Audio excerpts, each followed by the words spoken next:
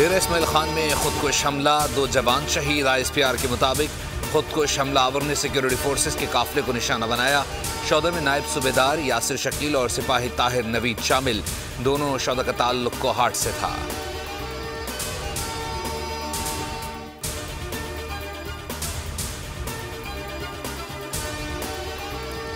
मईशत को तरक्की की राह पर गामजन करने के लिए मुश्किल और कड़वे फैसले करने होंगे।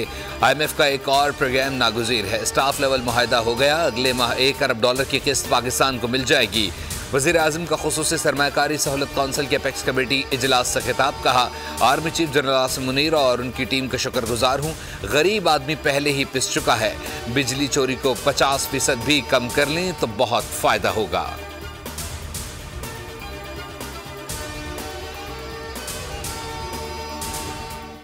वज़ीर आज़म की ज़ेर सदारत खुसूसी सरमायाकारी सहूलत कौंसिल की अपेक्स कमेटी का इजलास। Army chief general Asim Munir की खुसूसी शिरकत। मुल्की मईशत की बहाली के इक़दामात में भरपूर हिमायत और मुआवनत के अज़्म का इजहार किया।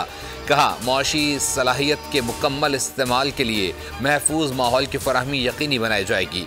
इजलास में चारों सूबों के वज़ीर आला और वफाकी वज़रा भी अपेक्स कमेटी इजलास में शरीक हुए।